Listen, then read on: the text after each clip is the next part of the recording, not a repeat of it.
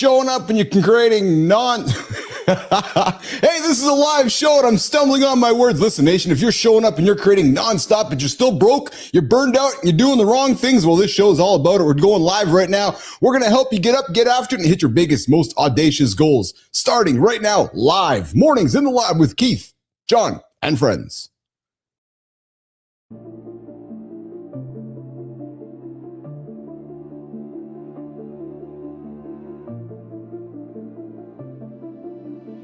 Welcome to Mornings in the Lab, where when something negative comes up. Building muscle improves blood flow. From squirting to squirreling. Start small, build up, and expand from there. Be entertained by fun over here. How have I slept? Has my sleep been good?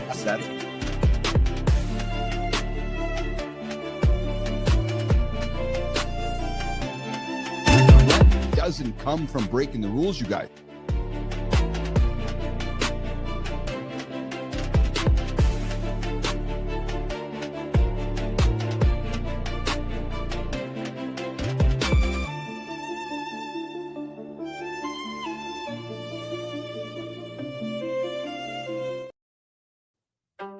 Hey, there we go. Good morning. Welcome back. Mornings in the Lab. Hey, good morning, everybody. Welcome back to Mornings in the Lab with Keith, Jon, and friends, your live morning show and daily accountability partner for men, women, and every person who needs to start the day right. Yes, with real talk, motivating content, and entertaining conversation. This is your morning magazine we call Mornings in the Lab with Keith, Jon, and friends. Hey, guys, hit that like, hit that subscribe, and drop a comment. Yes, where are you tuning in from today? Would love to hear where you're joining us from today. This is an R-rated experience, you guys. Just a reminder, sometimes it goes into the X-rated world. So just a heads up, if there are kids around, it is definitely not safe for work, and it is definitely not safe for children. Yes. So unless you're ready to teach them some life lessons, you might want to walk them out of the lab. Hey, we got one rule here in the lab, guys. Don't hit the snooze button. If you do, you're going to be 9 minutes behind the guy who does not hit the snooze button. And too many of you guys are hitting the snooze button wondering why you're not hitting your goals. Guys, look in the mirror. Yeah, look in the mirror. True story. Hey, coming up today on the show, we got some trending stuff happening today, guys. Jelly Roll. Yes, the rapper. No, not the jelly rolls we grew up with, Sullivan. No, not Holroyd, not the jelly rolls that were still packaged up from 1972 on the counter still today. No Jelly Roll. He admitted the real cost of obesity. Yeah. Ears up, guys. It was a struggle to fuck his wife. I'm just saying what he said. We're talking about it coming up here on the show. And then we got a few of the big conversations this morning. Australian teeth. I got an opinion on this one. So, well, I know we stream the show around the planet, and I got a lot of friends in Australia tuning in the evening. Australian teens have already found the workaround to a new social media ban. Yeah, of course they did. It's just like putting a sticker on the Judas Priest album that I grew up with saying, hey, Keith, you can't listen to this. It's gonna bruise your brain. Or don't listen to Ozzy Osbourne because he eats bats. Really? Yeah, so I'm really glad that Australia is going to move into a world of modern culture because they're banning children. Actually, they're encouraging kids how to figure out how to skirt the system. Ridiculous. Going to come up and talk about it. An AI platform now turns podcast episodes into book manuscripts, continuing to go down the pipe of, why are you writing a book? True story. Good morning, Holroyd. Good morning, Sully. Good to see you guys out there. And Instagram is letting users customize the Reels algorithm. Yes, everybody's been complaining about, I want to get what I want to get. So Instagram's going to give you what you want, even though it's probably just nothing. Hey, coming up, Brianna Bass. Brianna Bass. I got to admit, it sounds kind of like porn star name-ish. Sorry, Neiman. Sorry, I'm just saying. Brianna Bass, clinical sexologist. See, I'm telling you, Brianna Bass joining us this morning live on the show. Yes, clinical sexologist. We're going to dig into why so many alpha males are secretly desperate for connection. And hey, since we're talking about Jelly Roll rolling around not able to have sex with his wife, maybe there's something to be said for that. Hour 2, deep dive. Guys, to some of you, any of you that are out there being a creator, say, I want to start my YouTube channel. I want to start my Substack. I want to make a living being a creator. Let me clear my throat. Stop. Don't waste your fucking time. Nope, just don't do it. Instead, what you might want to do is start considering building a company, maybe a holding company. More importantly, building a company, not just being a creator. No, the days of the individual solo creator, done. See ya, bye. So if you feel like you're always posting, always recording, always chasing views, and nothing in your life is really changing, the conversation coming up is probably for you. Ask Andersen, man. The guy's built a vertically integrated peptides business. Decided, no, I just don't want to be a creator. I want to be a full-fledged businessman. And hey, deep dive, we're going to get into deadlifting. It's trending. You guys are all curious about deadlifts out there on YouTube, so we're going to talk about it today. If you don't deadlift, you're choosing to be fragile. Think about this, guys. I'm spinning it on you. If you're just going to go through life and not decide to pick up heavy weights, you're going to wake up one day being one weak son of a bitch. Yep, true story. And we're not saying you have to be a power lifter. No, we're saying that as you get older, if you avoid lifting heavy things, or as Johnny would say, if you avoid lifting heavy things, you're saying yes to weakness and no to strength. It's actually as simple as that. True mother story. And then we're going to move into morning focus with a conversation a lot of leaders need to hear. I've said it before and I'll say it again. Your company does not need another meeting. No, it needs a morning show. Yeah, and maybe not like ours, but it needs a morning conversation. And we're going to close the show today where we always do in the, hey, Titus. Hey, Titus, I'm glad that you joined the show here. Hey, Jimmy, I'm really glad that Titus stopped his day, pulled out his phone, and dropped the most enlightening comment ever imagined. 3 words. Get a job. Yeah, because I'm thinking Titus doesn't have one. That's why he's on the channel here right now. So welcome, Titus, to Mornings in the Lab with Keith, John, and Friends, a live morning show where we help you get up and enlighten the world with entertaining and very thoughtful comments like yours. Get a job. Awesome. I love that. Welcome. Oh, you're 12. Yeah, I'm 12 twin. Good for you. Yeah, go to school. There you go. And actually, we like to drop bombs here. So, Titus, get the fuck to school, man. Go learn some shit. Get off my channel because you're not learning anything here. Well, actually, you're going to learn more here more than you will in school. All right, listen. If you're feeling overworked, underpaid, not like Titus because he's too busy being a truant from school, Jimmy, Rahima, Melissa, you can't get a job legally? Well, did you go make some fucking money, man? The morning loop starts right now. Some mornings, I swear, the whole world wakes up fragile. Physically fragile, financially fragile, emotionally fragile. Pick your category. Yeah, and every guy thinks he's the exception until his back or his bank account disagrees. Fragility always finds the gaps. Deadlifts aren't ego. They're insurance, longevity insurance. Exactly. Lift something heavy now so you're not negotiating with gravity at 70. Same thing with business. Most creators build sandcastles, then blame the tide. Build a structure, something that stands when you're tired. Views make you feel strong today. Systems keep you strong tomorrow. One impresses strangers, the other impresses your accountant. Men chase what spikes. They neglect what lasts. And the whole point of this show is getting you to flip that equation. All right, let's get into it. Deadlifts for the body, holding companies for the life. Welcome back to the lab.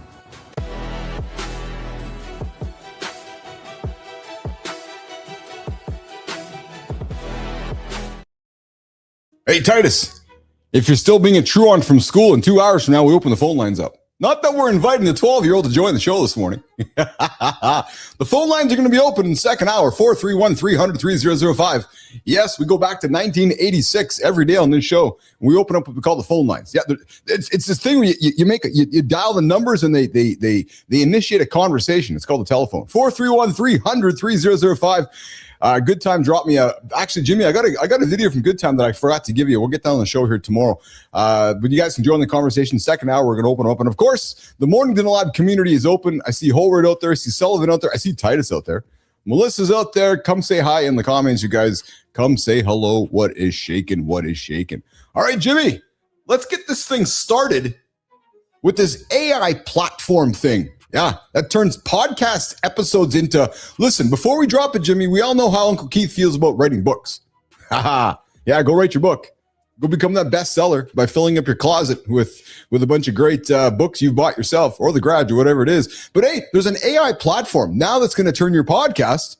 It's going to make it even easier to be lazy. It's going to be even easier for you to write your book.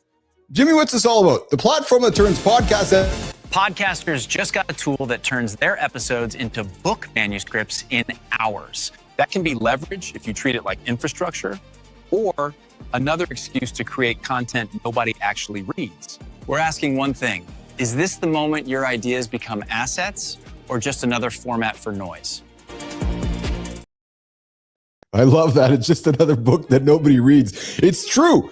So Pod to Book, they launched it December 9th. You can convert up to 15 podcast episodes into publishable chapters. So the world is going to get a bunch more books and a bunch more podcasts that nobody's going to read. I love it, except for Dr. John Petricelli. So I think this is great, guys. So if you want to write your book, you still want to be that bestseller, well, the Pod to Book AI by 5 Milestone might be the tool you need in your closet to help you succeed at that goals. Absolutely, absolutely. Hey, coming up on the show, bottom of the hour, guys, we got Brianna Bass. Yes, board-certified clinical sexologist, former corporate executive who's been behind the curtain of modern relationships. She's going to join us here at the bottom of the hour, and she's been here to blow everything up you thought you knew about attraction, intimacy, and what women actually want.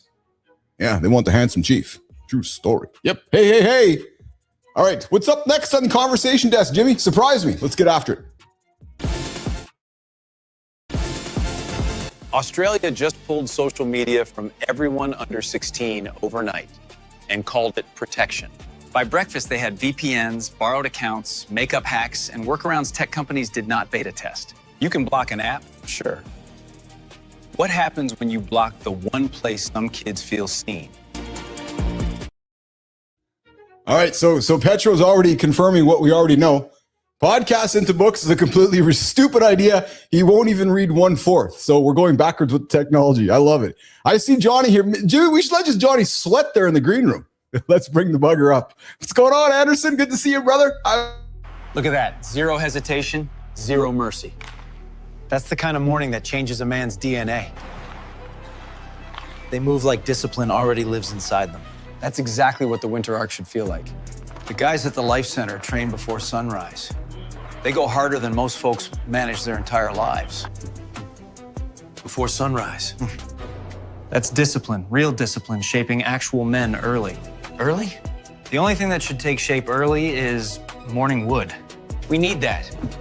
Morning wood? Speak for yourself. No, idiot. I mean discipline. We show up with discipline in our pores today. Oh. Discipline vibes. Absorbed fresh from the source. Winter Arc means action. No excuses today. Yeah, the Chief's gonna appreciate the upgrade eventually. You feel that?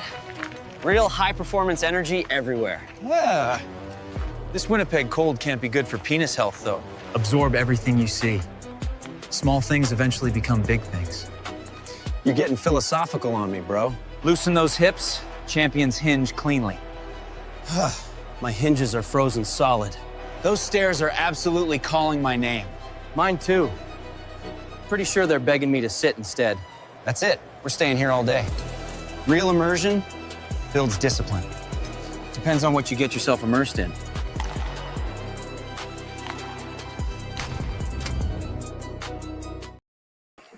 Love it. I love it. I love it. Good job, Frankie and Tommy.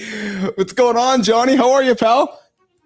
So this Winter Arc thing is like a big fucking deal amongst the norm. It is. Yeah. It's and we're still talking about it. I'm like, holy shit. And I'm appreciating Melissa bringing it up because we're leaning into topics, because we're the goal here is to bring people to the show, obviously, right? And you do that with titles and thumbnails. And yeah, there's people. So people are searching for, true story, Winter Arc. Deadlifting, talking about it today. Penis health, we talked about it yesterday. There's one more. The topics we're talking about peptides tomorrow or Monday. Like, I'm really actively trending, looking for topics people are curious about. So there's some science behind this. And so these aren't by random. And yeah, Johnny, Winter Arc is one of them. People are actually like, I guess I got to do this. Yeah. How are you? Because I heard it first time last year. Yes. So this thing keeps wrapping around. This is like not a total flash in the pan anyway. No, it's not. Yeah. It's funny because I talked to somebody yesterday who's kind of doing it, and I didn't want to call him out. I was like, dude, why didn't you actually not take time off, and why didn't you put your head down and go to work? But I didn't want to challenge him on that, so I just let it be. But Shaken, how was your day yesterday? It was good. Yeah, it was good. Yeah. Oh yeah. So my little one finished her final. Yeah. So now it's just got a few days to hang out, which is nice. So she's she's not going to be buried. Normally she's just been studying up a storm because there. So now she's got a couple days to chill, which is nice. So I spent a couple of days with her. I would get up early, get my stuff done, and then by the afternoon, kind of let off the throttle a little bit. Nicely done, man. That's awesome. Yeah. That's awesome. Yeah. So it's interesting talking. How old is this young one? How old is she? 22. Yeah, she'll be 22 in February. Sort of put you on the spot on that one. I forget too with my kids, but I bring it up because I wanted to, I know we're all about positivity on the show, and this is absolutely positive, but I had to throw this out here because you and I grew up in an era where when music was becoming culturally popular, we were slapped with stickers and, you can't listen to Ozzy Osbourne, Johnny, or you can't listen to Motley Crue, or you can't. It was this constant. Remember when Dee Snider was in Congress in Washington debating about we're not going. It was so ridiculous. Do you remember all that shit? Remember? Well, I mean, it's just when it comes down to it, it's somebody that's needing to prove, some politician needs to prove to the potential voters that he's making a difference. Thank you. So then just pause while I allow myself to say this, because Australia has turned on their social media ban for kids under 16. And we'll just leave that aside because what they're actually doing, Johnny, social in general. Yeah. So they're teaching every kid under 16 in Australia how to skirt the rules. Think about that. That's all they're teaching. Like, so do you think any 16-year-old's actually going to go and follow this, or are they going to go, oh, hey, let's find out how I can get around the rules? Because that's actually what's happening. It's no different than when you and I grew up with, hey, is there a better way to take the sticker off? I'm making an exaggerative point, but totally. all that we're doing is we're teaching these kids how to actually skirt the rules instead of follow the rules. It's the most asinine fucking rule I've ever heard in my entire life, because yes, they're all going to listen. Sorry, go ahead. I so agree. But I mean, we do it with everything. Oh, I know. Why fucking different with this, Well, so, it's like, hey, you name it. It's always the same thing. It's true. I will tell you why, though, Anderson, because I know the world's watching this in Australia. And I have some suspicions that if there's, what they're going to watch is going to happen there, it might roll out on other parts of the world. And I do not want to be dismissive of the dangers with all that. I don't. To me, it's just, it's more the ideology, which is saying, no, you can't. Well, no, but I want to. Can you go figure it out yourself? It's like a drug consumption site. It's a big topic in my community right now. You might as well give them a drug consumption site instead of fucking having them all over the planet wrecking the rest of society. Go give them a safe place to do it. I mean, there's arguments. There's so many arguments to this, brother. Holy I know. Christ. I hear you. I'll tell you what there's no argument on. Well, actually, there's kind of an argument, and this affects you and I, especially you, because you build your business on Instagram. Instagram is now letting you change the algorithm and the reels. Hey, Preston, what's that all about before I get Johnny's comment on this one? Instagram just handed you a little x-ray of your Reels brain and a knob to adjust it. That's new. On paper, that's control, edit your interests, trim the junk. In practice, most people will still scroll like the algorithm is dad. So if you can see the machine and still feel hijacked, maybe the problem isn't only in Silicon Valley. Yeah, so simple as this. Go ahead. Correct if I'm wrong. This is great for someone who uses this to entertain themselves.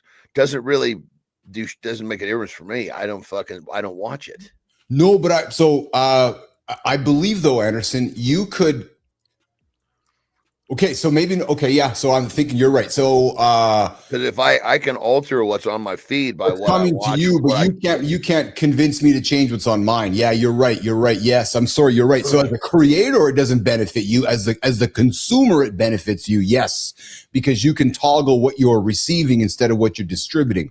Yeah, but I mean, it's insane, dude. Like when there are a few times where I'll say, like if I'm on a full-blown, I mean, I've done this with peptides. Yes. Yeah.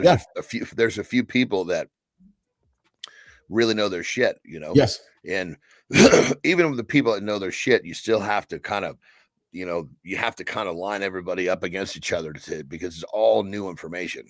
Yes. But point of being is that all I've got to do is watch a few of these fucking videos all the way through, and they're just fucking stacked up waiting to come in. And then they're just the same after that. It just becomes the same content. Well, right? then you can literally get your algorithm programmed with what you want to see by literally just finishing a few videos by somebody, then that person's shit's going to be coming at you like a freight train. And then similar people will start to join. So, I mean, the fact that people that haven't figured this out is pretty fucking silly. It's happening to them, whether they understand. Well, I can't understand why I keep getting all this XYZ. Let's get you fucking watch the videos to the end, you dipshit. And yet they don't want to admit that they're watching all the shitty shit. Oh, but Johnny, no, actually, you're watching the ridiculous stuff. You know, it's not ridiculous. So we brought this man up on the show here a couple weeks ago. We've been following his journey. He was a massive, massive man. Jelly roll. Well, recently he just admitted the real cost of obesity. Jelly Roll just said the thing most men would rather die than admit. That headline was not gossip. It was biology. When your waistline grows, your testosterone usually shrinks. You call it low drive. Your hormones call it chemical surrender. Tonight, we're asking if your habits are switching off the lights in your bedroom and relationship. So his confession, Johnny, straight blank, point blank. We talk about it all the time. Because he was so fat, he couldn't fuck his wife. Dude, I often look at people and go, I want to know how this would work. Yes. Well, so that's exactly what it is. His words were, we couldn't get around and we couldn't get aroused. So two things, right? Arousal, we talk about it because, well, you're crushing we talked about it yesterday, man. When you're crushing the shitty food, well, the penis doesn't work. There's no morning wood. And then we couldn't get around. In other words, we had troubles moving around. To your point, how do you, when you're 600 pounds, man, 550 pounds. Well, and some people, the way that they're, everybody's shaped a little differently. Sometimes you look at someone's gut and it hangs well fucking past where that thing is, even if it was fucking rock fucking hard and being pressed down, you're not going to see the tip of it. So, I mean, it'd take 4 fucking hands and arms to lift that shit up to get it out of there. And then you need the other hand to try to find the hole. You got to have 6 arms, man. I know. Either that or some of your fucking roadies holding your shit up while you try to thread it in there. But I mean, I often look at that and go, fuck them. It's one thing if you got a big rounded belly. Yeah. When that fucker folds over and drips down toward your knees, that's problematic. I've had the same wonders, man. So why I put this on the title was people can. So when people become celebrities or big stars in front of the camera, we start to relate. We start asking ourselves some questions. So if you're out there looking at your gut and wondering what's up, well, we talked about it yesterday. There's no morning wood happening if you're crushing shitty food, especially with the holiday season around. And Jelly Roll admitted himself that, his destiny moved to a point where he couldn't even have sex with his wife because of how big he was at the end of the day. Ridiculous, man. Well, and then that's when you have to decide, are your addictions taking you down a path of life that you want to continue, or are they taking you down a path of life where life just isn't fucking worth it anymore? And that's where people hit the end of the road. Absolutely. Hey, coming up in a few minutes, guys, center stage, we got a board certified clinical sexologist, Brianna Bass, former corporate executive. I gotta be honest, John. It's like Brianna Bass. It's kind of like porn star name-ish almost. It's Brianna Bass, clinical sexologist, joining us this morning. She's here to blow up everything you thought you knew about attraction, intimacy, and what women actually want. We're coming up here in a few moments with Brianna. That'll be fun. I know. I agree. I'm looking forward to it. I was very much looking forward to today's show. Dude, it's really cool when we find someone that comes on here. Yeah. That has like a knowledge base of something that is, of course, of interest, but then just stuff that we can't really speak on well. Yes. I fucking love that shit. Me too. I'll tell you something. So I had coffee with Jason Hewlett yesterday, our cardio miracle guy yesterday. And I got to be honest, man, for the first 6 or 7 minutes of the conversation, he was looking at me like, what the hell have you guys created? He's like, I have never seen, he goes, you're leaning into stuff like Carson and Leno and Olds and Tom Snyder. And he goes, the creators that are making stuff today have nothing on what you and John are creating. He goes, I've never experienced this. He just looked at me like this stunned thing. And don't be surprised if the young man might joining our network, because he was like, how do I get a piece of that? And he's told me some funny stories that I asked him. I said, will you tell it on the air? I go, oh yeah. He goes, oh yeah. I go, dude, you got to come back and hang out with John and I, because he was telling me a story about being in a dressing room while dressing up for Ricky Martin. And and all the debauchery back there. And he's a Mormon guy. So you can only imagine you don't know to hide behind the Mormon thing. Come on. Jesus Christ. That's like the fucking Christians. It's like, well, if this is so wrong, if me stealing is so wrong, why is God letting me do it? Get the fuck out of here. Jason's Jesus awesome, Christ. He was I awesome. love the hiding behind a fucking title like that. He was good.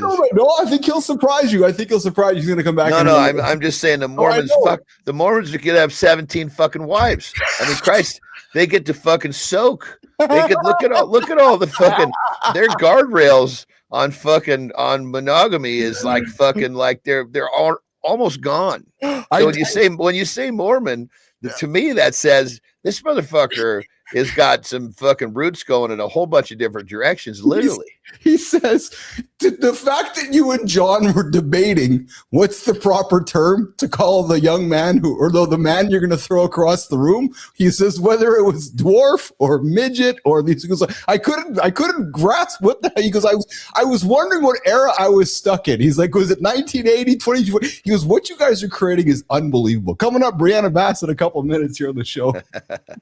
Hey, so I teased this one a couple days ago and I got to put it out here. Jimmy, get this one on the screen, man. Oreo. Oh, man. So I will admit, when I was Fat Husky Keith, and even sometimes as I go through life, I do enjoy the taste of Oreos. Well, they are launching Oreo with peanut butter on it. Come on, man. Oh, Anderson, it's too fucking early for you to you're actually you're being a cock tease right now. You're actually telling me that I know Adam's peanut butter on top of Oreo. Yeah, you fucking do. You just said I'm a cock tease. You fucking weirdo. Well, you can't. Jesus, what the fuck is wrong with you? You can't tease me with Oreos. But you're not supposed to use a cock as the thing that you're hungry for. You fucking weirdo. You can't tease me like that with Oreo and see, listen to you. You're deep in it now. Oh, Jesus Christ. I'm backpedaling. But hey, Oreo swapped out real sugar for a lab-made blend. You can say cock block, but not cock tease, you fucking weirdo. Okay, bimbo. God damn it. And no, I thought about that. Bimbo cannot be in the same studio with you. We don't want to see that. So they swapped it out. We got a Brianna Bass coming up in a couple minutes, guys. Clinical sexologist is wondering what the hell am I getting myself into. Oreo swapped out real sugar for, it's much better with a lab-made blend of maltitol, polydextrose, sucralose, and ACE-K. The same synthetic sweeteners critics link to gut issues, hormone disruption, and industrial-grade chemical byproducts. So America's getting healthier next year with brand new sugar-free fucking Oreos, Johnny Anderson.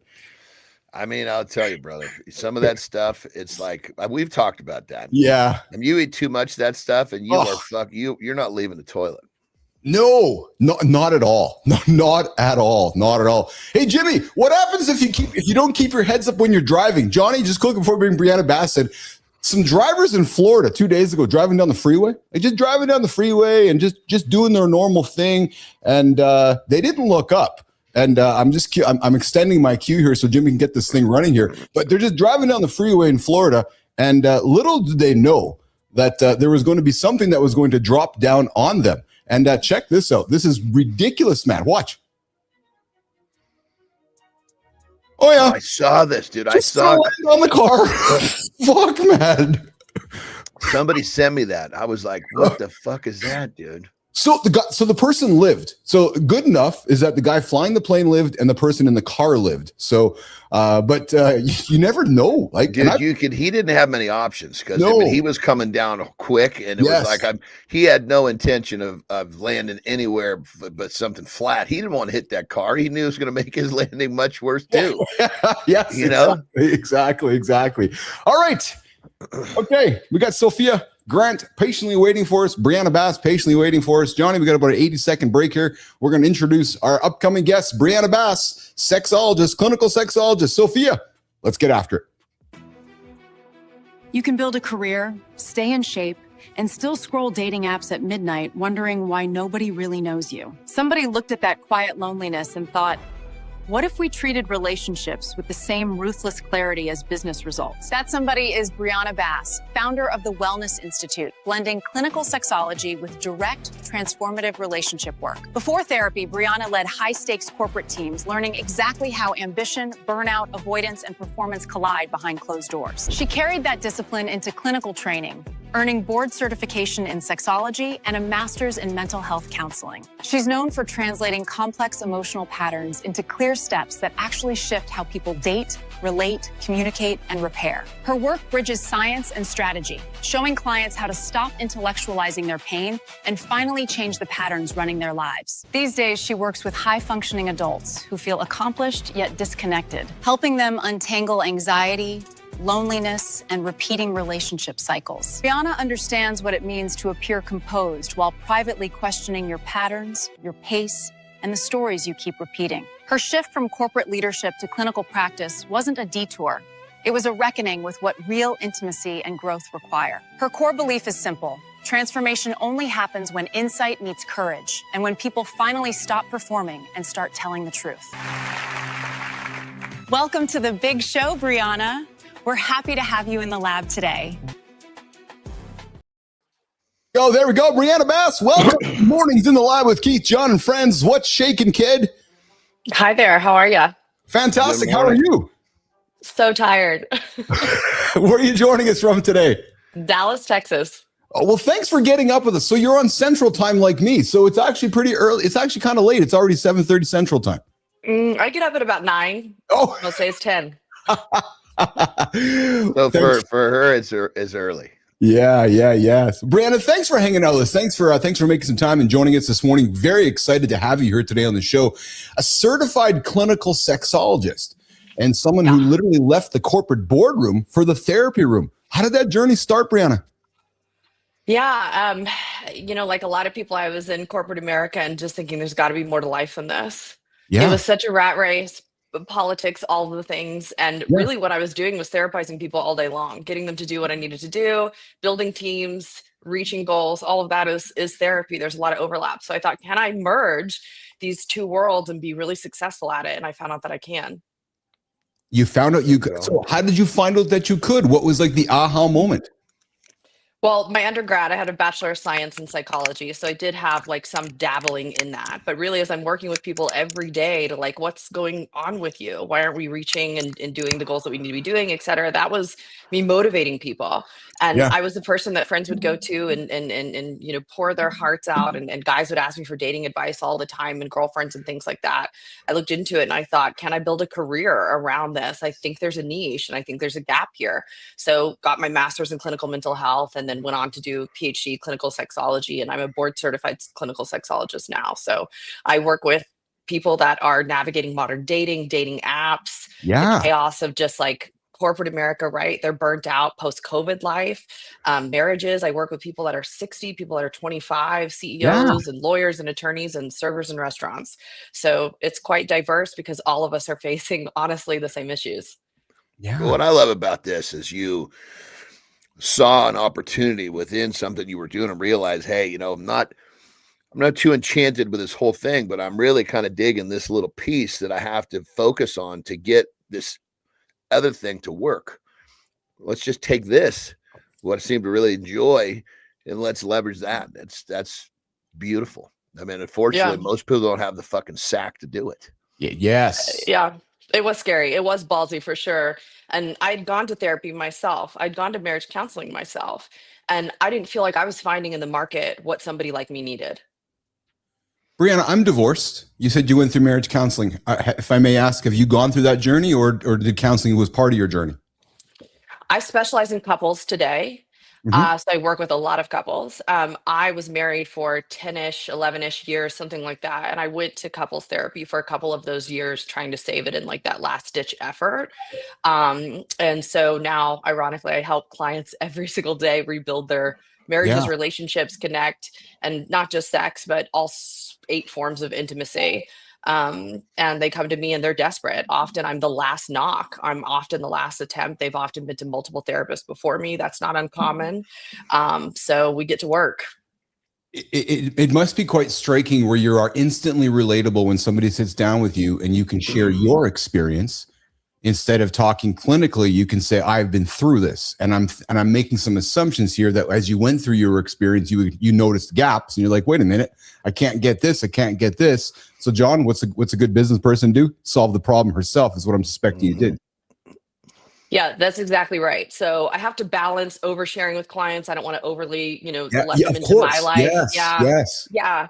But I do let them know a couple of things up front. Also they probably researched me. So they've read bios, and, I've done 15 podcasts this year and things like that. So they've probably got some knowledge already about kind of where I come from and my energy or my style. Yeah. But nonetheless, yes, I do often let people know, like, hey, I have been in your seat to some extent. And it does make a big difference. I wouldn't know how little I knew if I hadn't gone through divorce myself, addictions myself, all sorts of things. And that has been an incredible asset in working with people today. I can quite literally step into their skin in a way that there's no way I would have been able to if I hadn't lived the life of my own. Brianna, addictions is a big one sec, Johnny. Addictions is a big topic here on this show. Johnny's battled it. I battle it. We battle it. And it's a big topic for the men and the people on this show. You dropped that word. Yeah, I didn't know that about you guys. I work with a lot of folks who are facing addiction, whether it be all the vices, right? So it could be it is traditional substances. I do work with porn addiction. I do work with sex addiction, things like that too. And my life has been riddled with addiction. I've had intimate family members and myself have had challenges in the past. My divorce was due to addiction. He just ultimately could not beat that fight while we were together. So I come from an Al-Anon space, probably more than an AA space, but very familiar with both. So if a client walks in and they're facing some of those challenges, we can talk about it, definitely. Johnny. Well, and when you're able to have that conversation, you can say something that resonates so deep with them. Like, okay, this is not just some chick who's listening. This is some chick who understands what she just said, tells me that she's been here, which totally makes you a different, guide, if you will. Yeah, it does. And especially for folks in addiction, right? Y'all can have some really big egos. You guys are complex. All the things. Your brain is scanning for me to fuck up and say something that she doesn't know her stuff and to write it off. It's really incredible to be able to say, like, I get this space and you guys can't kind of go running or shut me down and things like that, because I know what I'm talking about. I've been there. Well, one thing I love about addiction is that it's, myself's a perfect example. Once you realize that this thing is going to attack whatever you have the discipline pointed at. If I thank God every day I'm of my addiction, my disabilities, because this is the shit. Once you connect this to the right stuff, you're unstoppable. Absolutely. I love addicts. They're the best people. They're so interesting. Their lives are so full of color, and I think they bring incredible perspective. And most of us that got into addictive patterns, right? It means that we've walked in all of these dualities and things like that. So it just spits out some awesome people. So I absolutely love addicts. If I had my choice of being friends with, someone that was in the program or not, or whatever, I would totally choose those. So I'm not an addict myself, but I love to surround my people myself with people that have a foot in that space. Interesting. Brianna Bass joining us from Dallas, Texas this morning. She got her rear end out of bed to hang out with Keith and John this morning on Mornings in the Lab with Keith, John, and friends. Brianna, so John and I grew up with Dr. Ruth, old lady, the sexologist. Now you're at the table, young, attractive woman. I got to think, I'm just making an assumption here. People judge you and they judge the book by its cover right off the bat. I'm correct, ain't I? Absolutely. Yeah. I do some things to mitigate that. Right. So out the gate, when I'm meeting with somebody, I set really clear boundaries as far as access to me and things like that. And if ever a client or a patient were to encroach any of those lines, like, you're out. I can't risk compromising. Have you had situations where guys are like, they've crossed the line and they've walked over the boundary? Yeah, I have things like Dude. maybe like a text message, so nothing too salacious. I'm very fortunate that no one has ever done anything inappropriate, not Yeah. once in person. Yeah. But again, I think I just as if there's anyone out there that ever wants to enter this field, I want to be crystal clear. I do have a lot of proactive measures in place for that. Yeah. So right when we're meeting, and I do think I have maybe a little bit of a certain kind of energy or sort of direct Yeah. approach. So Yes. I don't know if I come off as someone who is going to be welcoming to any kind of advances and things like that. So I do a lot to like get ahead of it. But yeah, my office is beautiful. I have reception, I have staff there. There's just a lot of things that are in place. I have an office line for clients only. It's monitored, things like that. But yeah, absolutely. I've had my moments. I think most therapists probably have, but yes, especially in my specific niche, it's a little bit higher risk. I would suspect so. Yeah, absolutely. Absolutely. Hey, Johnny, one of the things that Brianna specializes in, and something we again talk about on the show, John, often is male loneliness and the male loneliness epidemic. Brianna, from your clinical perspective, what's actually causing it? Is it social media? Is it dating apps? Is it societal expectations, something deeper, or all of the above? Brianna. It's all of the above. I wish I could give you a more unique answer, but honestly, everyone listening and you all have probably heard it all. It's amalgam of all of it. Now, a couple of things. So we have to understand how societal changes happen. And I'm talking from big stuff, from women's rights to slavery to anything in life, okay? We make massive pendulum swings. That's how change is elicited on a societal massive shift level. And then eventually we kind of just balance out, right? I think right now we're not totally at the extreme. We had sort of Me Too and an uprising and women really taking their power back. And of course, I'm a massive advocate for that movement. But Yes. I think men are a little bit lost in this space. I need them to hang on for a little bit longer because we're in this pendulum swing, but we're going to come back in the middle. So things like gender roles, women are working. My wife is working. She's making the same money as I am, or there's some sort of something there that's off. We want to have kids, but how do we balance that? And who's taking out the trash now? When am I masculine? When am I not masculine? Can I sort of grab her hair in the bedroom, or is that now demeaning and degrading? It's just this really awkward time. And I'm talking to men every day that are like, I don't know when to touch, when to reach out, when to hold back, when to, I don't know, I'm just lost. Yeah. And they're attracted to these women that are, let me say, like me, right? Who's somebody who's ambitious, who independent thinker, all this kind of stuff. And they're confused. So is someone like me want to be maybe a date planned or kind of told what to do, or will be offended by that? When do I wear the pants? When do they wear the pants? So men are trying to navigate this sort of new era and wave of women who are sort of like coming into their own, which is this beautiful thing. But instead of leaning into it and knowing what to do when you've got a woman like that on your hands, which is such a blessing, they're fumbling it because it's scary and it is totally foreign territory, and that's completely fair. Yeah. I can totally see that. And I'm not at all trying to give advice in your world. My first gut is just fucking take some action, because at very least a woman of your stature in that league, that character, that mindset, that direction that's moving that direction, wants to see a man that's affirmative. We're all going to fuck up, but don't just sit back and be a pussy. You're completely right. So the one piece of advice I would give in this regard is not to confuse femininity with sort of not leading as a man and those kinds of things, meaning right. So just to use myself to fall on the sword, right. So I'm ambitious, like I said, educated, things like that. Right. However, totally not to be confused with me not just being a girl. And that's what I teach my clients. She's still just a girl. I guarantee you that behind all of that, they're not mutually exclusive, guys. What are you doing? No, I still want someone to lead, to take the reins, to be in charge, and to be in that masculine energy, in that masculine space. But my men are getting confused about what that looks like. They really should honestly stay course of what they typically would have done before kind of this new movement. Yeah, look at the roles. She's kicking ass here, here, and here. She doesn't need you here, here, and here. But those other areas, they haven't been altered by what she's doing, And absolutely. Look at those and fucking, at the very least, start there. Yeah, I teach my men about safety cues, and that women are absolutely prevailing out of everything that they're searching for are safety cues.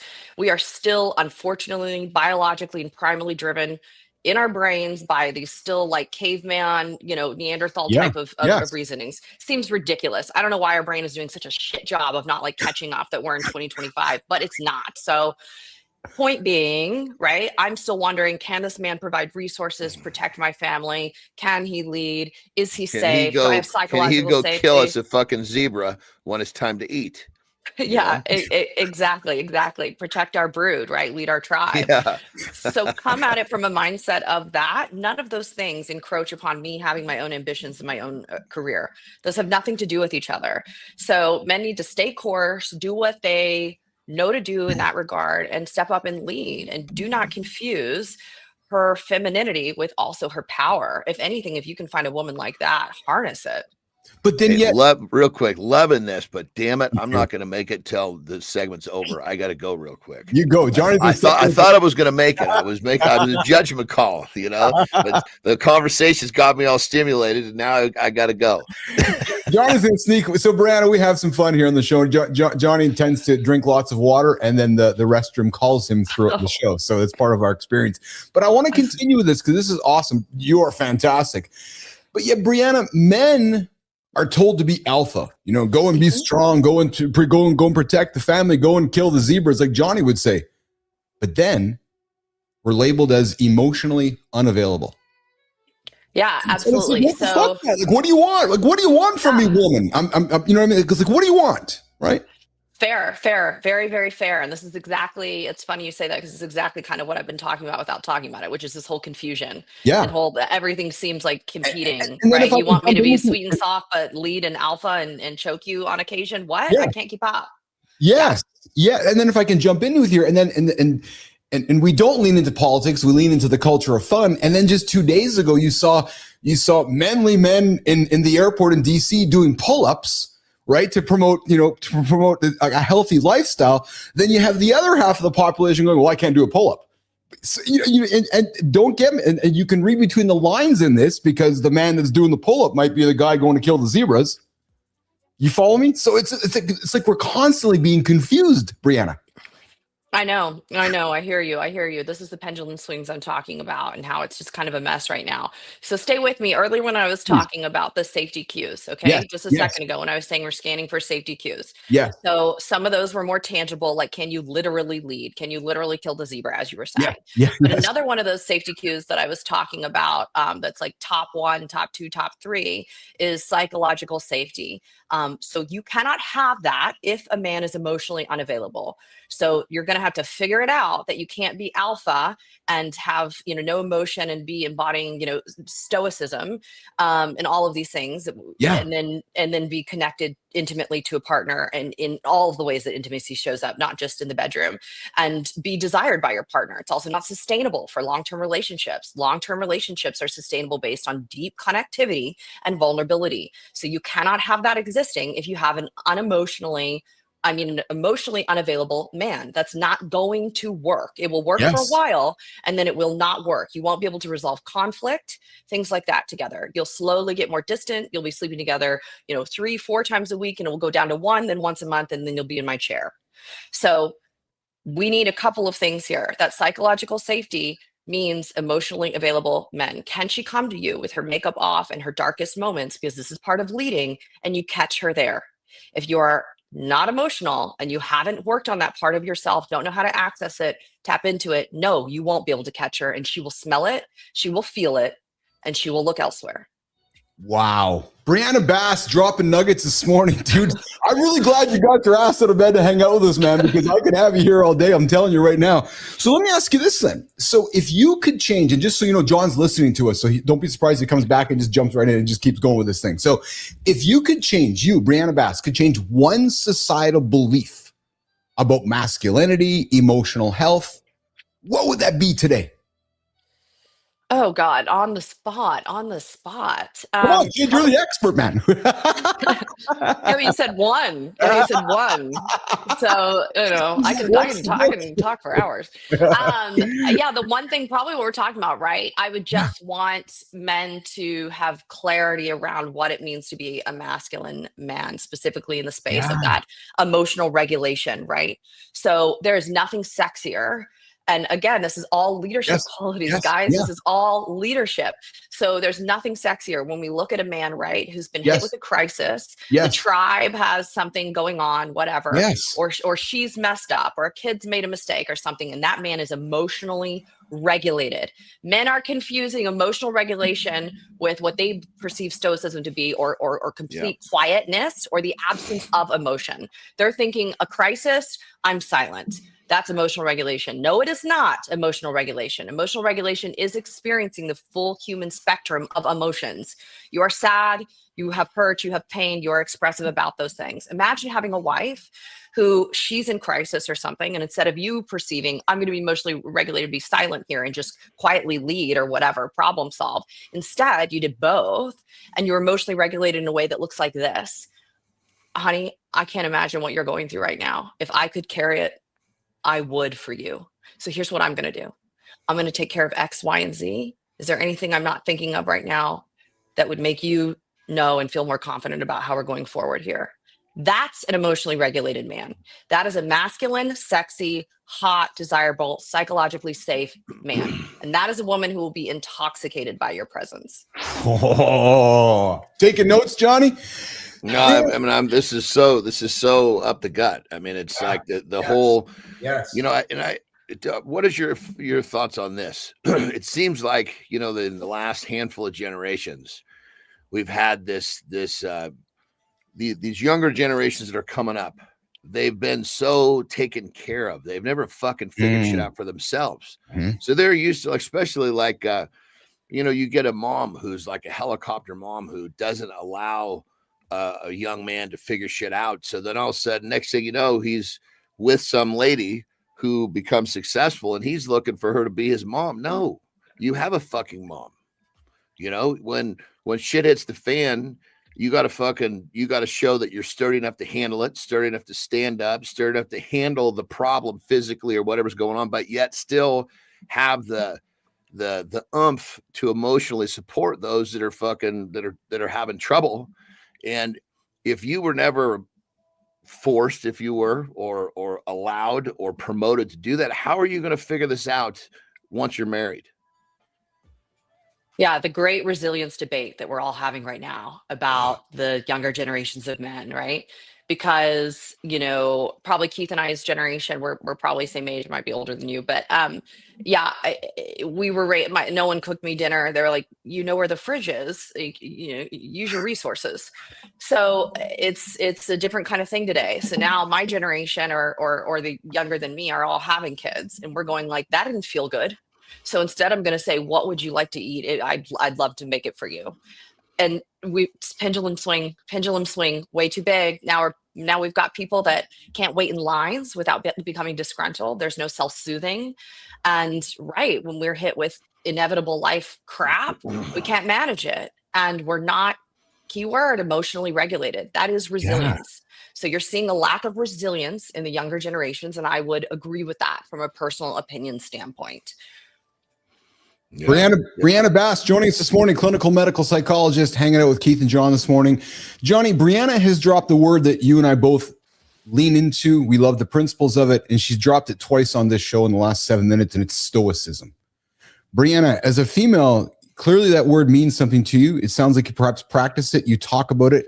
Yet I don't hear a lot of females in your role. Well, she also put misunderstood with that, though. Yeah, exactly, John. That's what I wanted to put on the table, which is, where's your point of view on stoicism? How do you preach it? Talk about it, men who lean into it. I really want to hear you talk about stoicism, Brianna. Can I guess real quick? Can I guess before you speak? My guess is that you're going to say that if someone really understands stoicism and they're practicing it properly, it's perfect. It's these fuckers that take it the wrong way, that don't have a fucking clue what it's about, that are messing the shit up. Yeah, exactly right. And awesome job picking up on the fact that I did say misunderstood earlier. I do kind of bookend it with like some disclaimers because it is so misused. So this word has gotten really buzzy, really sexy, really hot. And I love that because there's a lot of good there, but unfortunately, we're we're not getting it quite right. So perhaps we're listening to TikTok or something, or just understanding a surface level definition, not actually reading into what that means, and then taking away not the good stuff here. So essentially stoicism, what I teach people, right, is imagine it's as simple as this. It's the receipt of information. I have an input of information and I have a point of delay before I choose my own personal output. That's really what stoicism is. Receipt of information, point of delay before my output, my reactivity, right? Emotional regulation looks exactly like that as well. Emotional regulation and stoicism are absolutely not the absence of human emotions. Neglecting the spectrum of human emotions anywhere along the spectrum, including anger and whatever else, is not healthy for you. That will wreak havoc on your brain and you will end up in my chair. You will not have those healthy relationships. You'll have conflict. You won't know how to navigate women or men, et cetera, et cetera. The goal is to experience the full spectrum of human emotions, sadness, pain, anger, all of these things, right? Be expressive about them. That is what a healthy male or female looks like. And stoicism is absolutely not the absence of that. And it wouldn't have had the longevity it's had and be infiltrating all of our conversations today if it was that. No one would ever promote that. It's how we get serial killers. So no, let's not do that. So stoicism on that level is the regulation. Yes. So I was going to say, if you're to try to, because I'm a big one on boiling shit down, right? So if you take a person that understands it and realizes part of the base, the core behavior to be to be stoic is to learn to respond rather than react, which is kind of what you're talking about, that little pause, but then respond properly to everything, not fucking disconnect and pretend it didn't happen. That's not fucking stoicism. That's just that's just being stupid enough to stop reacting and hold everything in when it's not about, we want to eliminate the reaction. We want to basically promote the responding to everything that happened in a nice, calm, cool, collective way that shows you're strong enough to deal with whatever the fuck comes your way. Yeah, that's exactly right. It's a lack of reactivity. We're not at the mercy of our emotions, but we're still experiencing our emotions. Yes. Brianna Bass joining us this morning. Brianna, I know we had you for 30 minutes. We're coming up on the time here. Where can folks connect with you, find you, engage with you? I hope you have had as much fun hanging out this morning as we have had with you. Brianna, where can folks find you? And is there anything you want to put on the table we haven't brought up today that you want to make sure we put on the table? No, not with the time we have left. I mean, there's plenty of things, but yeah, we'd be shortchanging them. Yeah, they can find me on Instagram at Brianna Bass Therapy, and it's one in Brianna, Briana, and then my website, which is just briannabass.org. And come see me in Dallas as well. I'm also in Austin, and I had an absolute blast. I had so much fun. Awesome. So quickly, you got up. You didn't know what you were getting yourself into. Was it worth getting up to hang out with Keith and Jon this morning? Absolutely. I would do it again. So please have me back. Yes.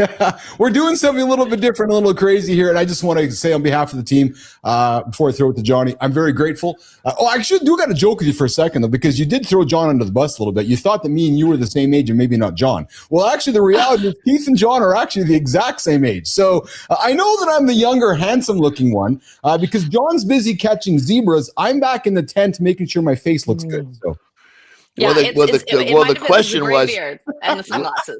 Yeah, not fair. I was gonna say it's the question. The big question is, which way did she swing the age bracket? That's right. Keith is making assumptions. That's it. That's right.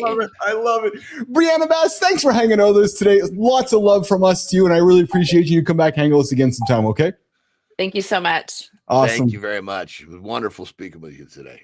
Brianna Bass, Jon Andersen lifestyle tip coming up in hour 2 right around the corner. Let's do it.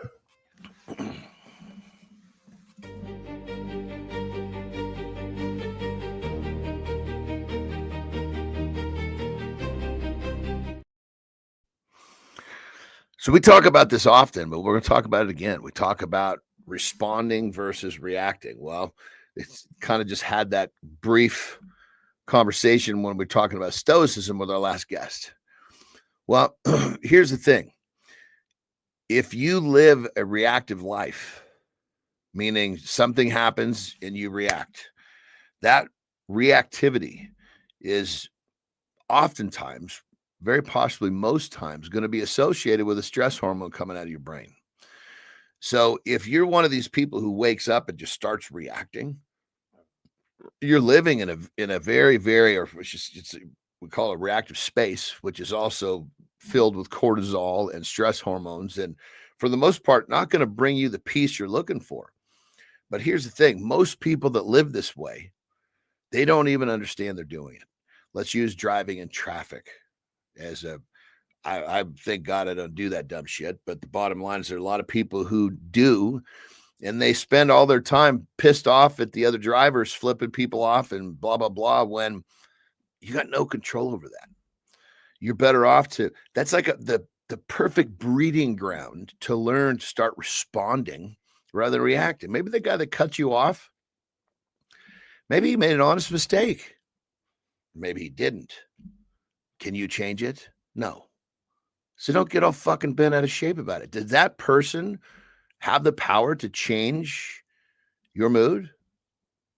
No. Well, guess what? If you reacted, that person just did. So think about that. Are you going to start living a life where you control how you feel? Or are you going to continue to live a life where your surroundings control how you feel? Learn to respond. Overreact. Rock and roll.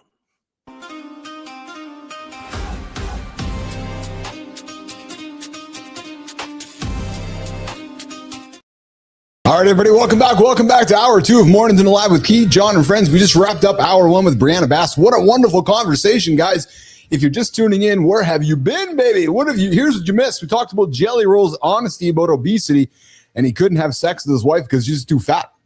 Period. Point blank, period. He's like, yeah, I couldn't roll over. I couldn't get after it. Couldn't move around. Couldn't get aroused. It's true.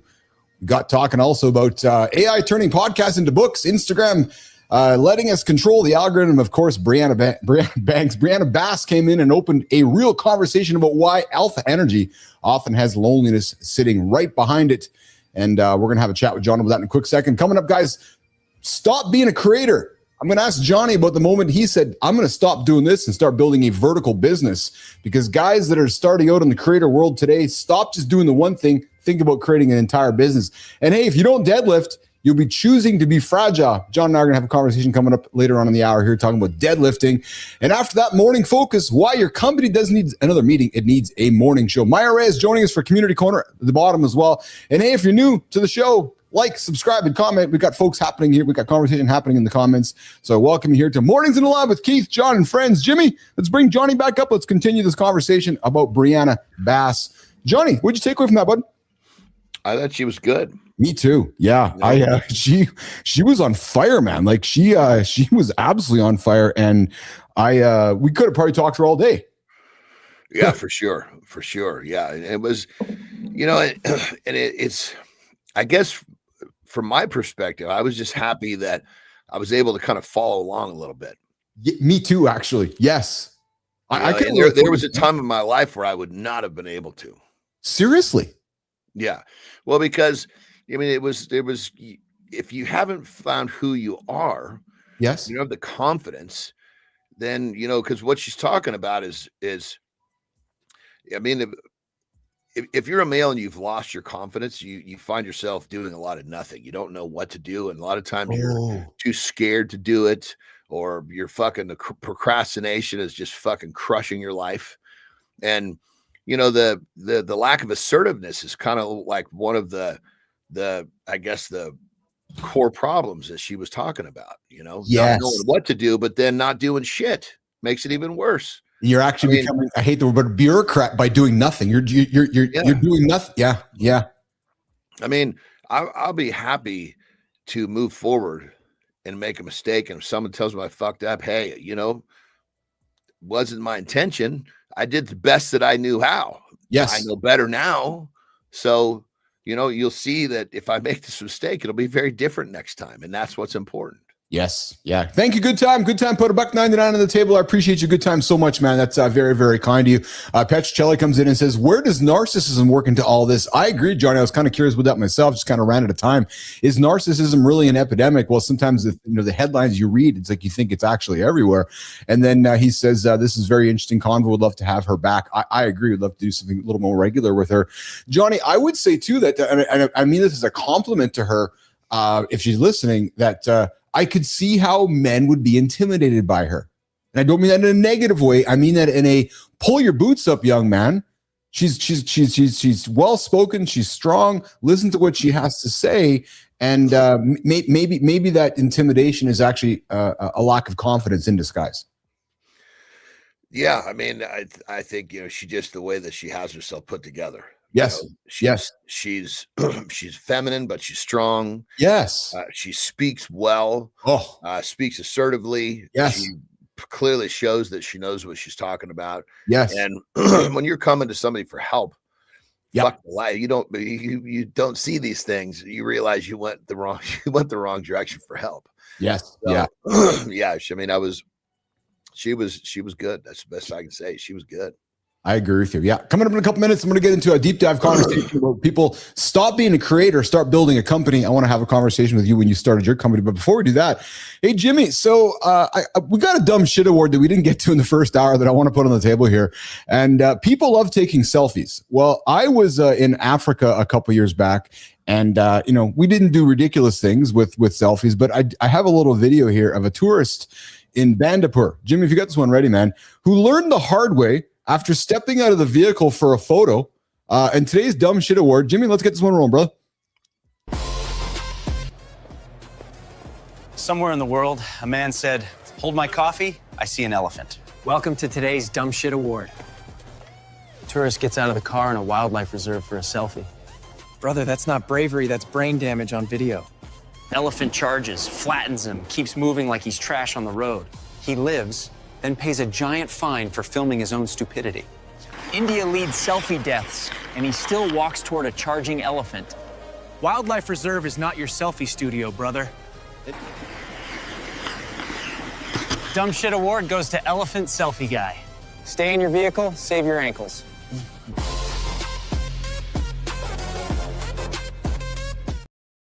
So legitimate question for you. Like, do people ever learn, Jon Andersen, or just never learn?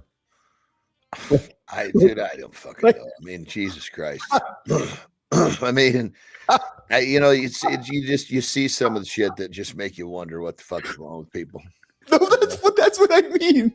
But hey, there's 8 billion people on the planet, and I guess that's just the point, right? There's 8 billion people on the planet, and there's always one dumb shit, Johnny, that is like, hey, I'm gonna go take a selfie of an elephant and see what happens.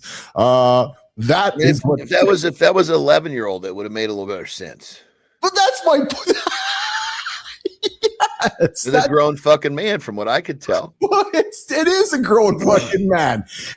And what do you always say? What do our kids do? Because Johnny, in 20 years from now, when we're doing this show, well, I'm going to have a video of a young man getting driven over by an elephant, and it's going to be this man's son. It's lucky that's all he got. It looked like the elephant, Trump went, hit him on the way by, but fuck, he's lucky that elephant didn't stand, stop and stand on his ass. Ridiculous. I'll tell you what's not ridiculous.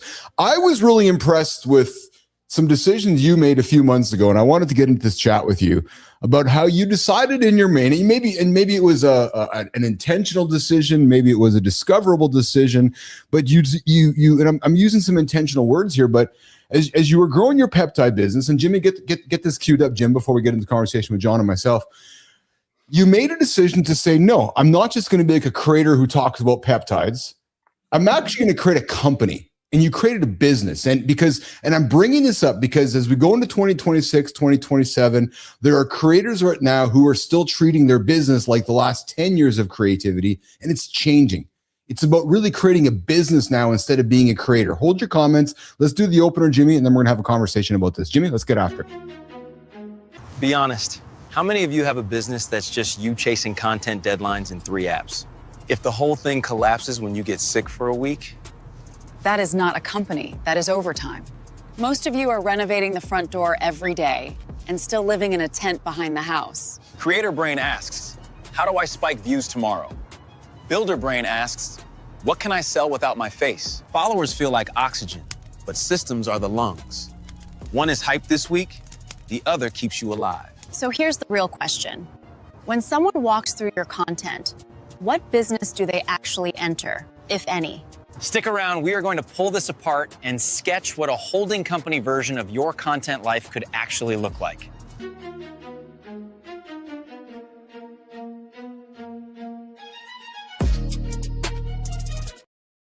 Why did you stop just saying, I'm not going to be just one thing? Why did you decide to build a vertically integrated business? And I'm serious.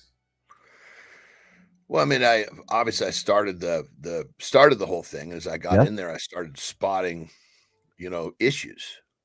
And, when you start realizing, okay, I've got this business, but it's going to be plagued by X. And it wasn't just my business, it was the whole industry. Yeah. And so, I mean, I've had these situations in the past where I've spotted this stuff, but and other companies that I've started, but I haven't had the personnel or the team to just point and say, okay, we're going to do this now. Now I've got the manpower and the resources to be able to say, okay, we just started this company. It's doing well, but we see that there's a potential issue here in the future. It's showing its face a little right now. So we're going to basically start another company that's going to fill that gap, which will make the first company stronger, more stable, but then also open up a whole nother channel of business in this industry. So one of the things you have talked about as you've been building your business, and you've talked about it with Marty here on this show, is that there's one thing to build a business around content, but you often talk about systems. And I know that you're building something that you could step away from your company so that you can build scalable systems. Talk about the power of systems that you're learning as you're building your business, because it's more than just being a creator. It's more than just taking a photo of yourself or a video of yourself. You're putting all these processes into place to make it happen, right? Yeah, well, you figure if there's multiple levels, or call it jobs within a company. And there's some of those jobs, like when nobody's going to replace me being me. And that's not something that's you can't create a system for someone to step into that role because it's personally me. But other roles that support that part of me being me, they don't require my personal attention in terms of I don't have to do that myself. So I'll do it myself. I'll create a really efficient, effective way of getting that task or that job or that job description done. And it's a system. It's like, okay, we do this, this, this, and this. Once I've got it nailed down, it's efficient, it works well. Then I can bring someone in, hand them the playbook and say, this is your job. Now your job security is protected by following the system. Yeah. I think, and one of the things that I'm really loving as you're encouraging our brother Marty will be here tomorrow. By the way, he's had a pretty busy week. He sent me a text last night, said, sorry, dude, I've had a crazy week. So he'll be here tomorrow. But one of the things that I love that you're really encouraging Marty to lean into is thinking more like an operator instead of a creator, sort of encouraging to think like, what does your business look like in 5 years from now or 10 years from now? Instead of just posting a piece of content, you're asking him the second question. You're saying, okay, Marty, here's the content, but you can't be the guy doing it all the time. Who's going to do it for you later? And I love that you're asking him those things because it's getting him thinking about it. And I'd be talking about it with Marty sitting here because I think it's a wonderful coaching exercise, actually. Well, and it's, it comes down to it's the way, he's getting like working, talking with us, being exposed to us. He's getting exposed to a different way of looking at things. Yes. Like there's a perfect example when he's asking me about his mom, because obviously his mom was a huge influence, right? Absolutely. Yes. And so his mom says, hey, I bought this and they sent me this free stuff. Is this company going out of business? Well, in her mind, oh goodness, you're giving this to me. They must be going out of business.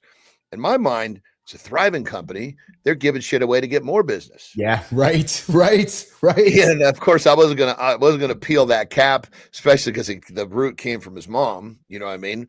But he had the same thought process. That makes sense. It absolutely does. 100%. Yeah. When realistically, more time with us and understanding business and systems, he's going to say, actually, Mom, the reason they're doing that is because they're doing well. They're giving that to you because they want you to buy some of it next time. Yeah. And so the point of being is, it's like most people, when they go into business for themselves, like he has, he went in, it was good for him, but like so many other people, they've really just created a job for themselves where they make their own hours. When what we want him to see is, yes, I'm creating something and I can have all of these, supporting team members handling the majority of what needs to be done, then I can just take that piece of the action that I really want to be involved in, and I can have a better quality of life. You make more money, you change other people's lives because you're giving them jobs. Yes. But it's a position of you have to be it's almost like your vision has to be changed. You have to be exposed to it enough to start. You are bang on, man. You're bang on. The vision has, I love that you said that, because when I came back into the world, and if there's one thing I'm really grateful about you and your friendship and your support in this whole journey has been is that what everybody sees is a show. But as you know me and you know what we're building here, the show is the metaphor for really what's kind of happening underneath it all. The research and development and the effort and the showing up and everything that we're learning here. Because I didn't want to just build a front, I didn't want to be just like a creator. I really love, when I look back now and think about ICUC, the company I built and sold, I love the fact there's still people working there. I love the fact that there's still babies being born. What I created has an impact on humans today. There's something really feels really wonderful about that, right? It's sustainable, right? Just like you build your peptide business, I will think one day if you're not around, that thing has value, it gets sold or somebody buys it. But man, there's such a rewarding feeling when you can build something that's sustainable, that impacts others. And you said it too, you have a team beside you. You love impacting their lives. That to me is playing the long game and acting like an operator instead of just acting like a business person. Johnny. Yeah, and it just comes down to once you kind of see it from a different side, your brain starts to solve different problems. But when you're still when you're on the inside of, okay, I've got this I've created this business and you're doing it all, you see a task and you do it versus you got to say, okay, of course, when you're starting off, that's the way it is. But you have to get the mindset out of little by little. You've got to start to realize, okay, do I just want to have a job that I created for myself where I get to have my own hours? Or do I actually want this to be a company that I oversee, that I'm involved in to whatever extent, is necessary, but it's a different creature. It kind of goes into a different category at that point. Yeah, I'm with you. So guys, here's my invitation for you as we wrap this topic up. Real quick, what's the term for it? Solopreneur? So yeah, exactly, Johnny. Yeah, solopreneur. Yeah, there's nothing wrong with it. No. Nothing wrong with it. No. But you've got to graduate out of that to get to the next side of the equation. Like in the very beginning, I kind of saw that. I mean, like in my first successful business, I had almost 25 employees. Yeah, there you go. There you go. So I love that you put solopreneur on the table, and I love that you're like, there's nothing wrong with that, because there's nothing wrong with that. No, we're at all. Actually, and we're moving into a world now with AI tools that solopreneurs can make a lot of money. And there might be some very wealthy billionaire solopreneurs along the line. For me, where I really wanted to put this on the table, and Johnny alluded to it too, is this idea of thinking about what an exit looks like so that you can walk away so that it still lives after you're gone. Right. So John's got a peptide company. His goal is that when he's not there one day, it has value. It's still living, and it's got systems in place. The systems are the key that when John's name is not there, that it lives. Like, so when Keith started ICUC, I'm not there anymore. Those systems that are in place, that's how we're running the business. So the question comes down to this, guys. Could someone buy your systems, your brand, or your network if you weren't the face anymore? Simple as that. Well, and that could really, you just hit it on the head, because at the end of the day, if what you've created is not sellable, bingo. You haven't graduated from being a solopreneur. That's exactly correct. Exactly right.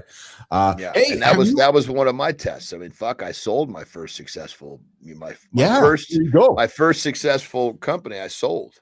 Yes. Yeah. I know you did. You did quite well at that. And you learned from that. And you're like, hey, I want to do it again. Right. So, hey, folks are searching for deadlifts. Johnny, we're going to get to deadlifts in about 2 minutes. But before we do that, I found a funny little video about what happens if you pass out in public places. Jimmy, let's get this video up here. This is fun. This is ridiculous, man. So I found this video here. Some dude here sitting in a spot, and his head is up his head is against the mirror here. Check this out. So if you just sit back sleeping, somebody might decide to walk by your face and what the fuck, dude? Just stupid shit, man.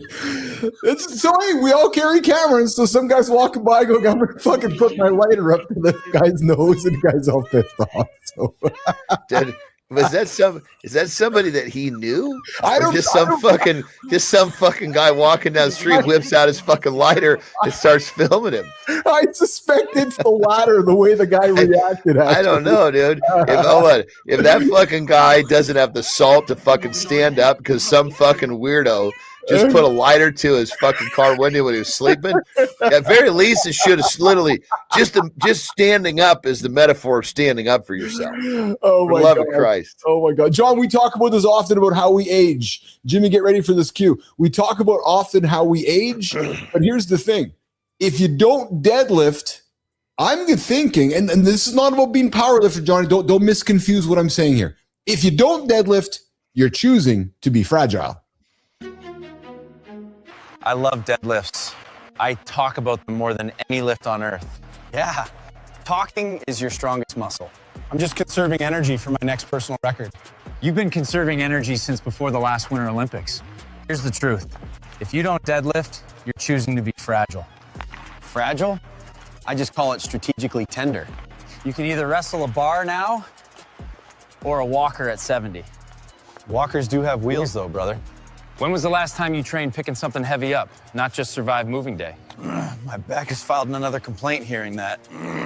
Stick around. The guys downstairs are about to explain why deadlifts are fall prevention, not ego flexing.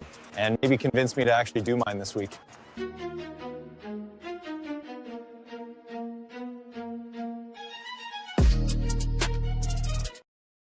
It's the holiday season or the time of year, but true enough, Johnny, the last 90 days, more people are searching for deadlifts than ever. How do I know? Because I'm doing research for our show. So let's just talk about the simplicity and power of a deadlift, especially with the point that I made that if we're not doing it, we're going to become fragile as we age. And this is not about becoming the world's strongest man or powerlifting. The simple idea of picking up heavy things, a compound movement that'll help us as we age. Jon Andersen. I mean, the deadlift is the first thing is you got to have a little bit of understanding of how to do it in a way that's going to, so it's not going to hurt you. It's not going to hurt you. It's not a dangerous exercise if you understand what to do. It's kind of like if you understand how to drive a car, your danger goes way down. That's a simple. Well, because I'm glad you put it that way, because there's a lot of myths, Johnny. Oh, you got to kill the deadlifts because they're bad for your back. I know you would say the opposite. No, they'll strengthen your back. Yeah. Yeah, but you got to understand how to do it. Yes. And in the most people have never been taught how to squat or deadlift. It's funny when I hear you say that. Just go with me for a quick second. I was teaching about Piper going to fucking school and teaching how to color maps and put stickers. Maybe they got to teach the kids how to deadlift and squat. And I'm serious, because that skill set is going to be more important to her when she's 50 or 60 or 80 than she is coloring a fucking map. And I'm being serious, Anderson. Like, honestly. I mean, I've taught so many people how, like, kind of a crazy, it wasn't a deadlift, it was a squat. Okay. So, yeah. So that I just see this kid, he was a football player, and he played football at the school that I knew up in Oregon. Okay. And it was a college called Willamette, and my best friend went there. So there's a little kinship there, and he was busting his ass for football, and he needed to get stronger. And I was like, look, dude, I'm going to show you how to squat properly. And in 2 weeks, your max is going to go up by probably 15%, which is like, for him, it was probably 30, 40 pounds. Right. Oh, shit. So I helped him understand how to rack the bar properly, helped him understand how to, hit the balance points right. And he went back to school with like a fucking 60-pound increase in his squat. Right. Wow. And so just by the nature of his coaches thinking that he worked hard enough to do so, they made him the fucking team captain. And so what I'm getting at here is that when you understand how to do something properly, you're going to do better, and it's going to give you more. It's going to give you more value for your effort. So the kid got stronger. He gained confidence. He went off, and boom. The deadlift will do the same thing for just a person that gets stronger and feels better. It raises your confidence. And also, next thing you know, you're getting some sort of fucking promotion. I'm not saying you're playing football, I'm not saying you're getting a promotion at work. When your confidence goes up and you feel better, your life starts to promote. I love that you've linked confidence to this, John, because we don't use those words enough together, and that's really what it is. I remember having a guy on the show before I met you back on Live in the Lab, a young, smaller man, and he was telling me, and maybe in his 20s, he told me how he started doing like his weightlifting routine and how it changed his life because he was able to put some t-shirts on and walk into a meeting with confidence. That was it. That was it. He's like, oh, he goes, over a few weeks, I put a t-shirt on. I felt better about myself. He goes, I walked into me with my shoulders out. He goes, Keith, everybody treated me differently. And that to him was like the most important thing. He was like, that was the most important thing to me, is that people all of a sudden respected me because my shoulders were out and I felt good about myself. Johnny. Dude, confidence. Fuck. Yeah. Yeah. I mean, if, like from an athletic standpoint. Yes. What's the fucking biggest problem an athlete can happen if he loses his fucking confidence? Oh, how to get He's it back. done. He's in big fucking trouble. Yes. High level locker rooms, the fucking staff is there to keep building your confidence. Yes. The last thing they're going to do is chip away at it. Yeah. Yeah. If anything, they're going to try to inflate it because they know that inflated confidence is going to help you do something really fucking great, which will then build it even more. And it's just this positive avalanche. I got two questions for you, brother, from the community. One's from Melissa, actually.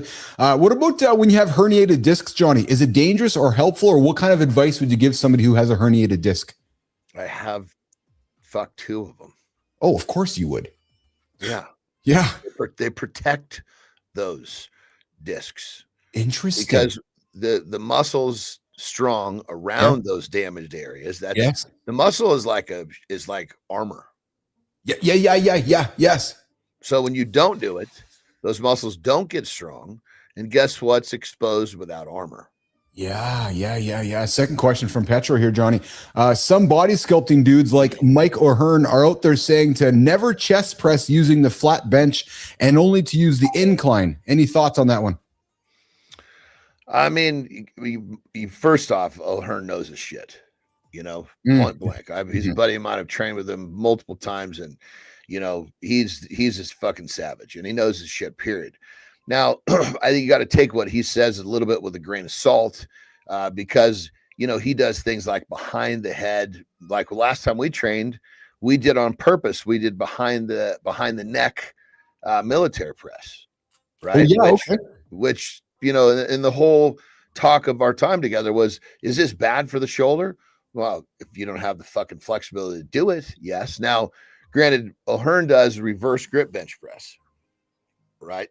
Okay. Yeah. So, yeah. And so when it comes down to it, you have to be, when you hear a statement like that, you can understand it. Usually you don't know enough of the other parts of the conversation that support that statement to actually continue on about that statement.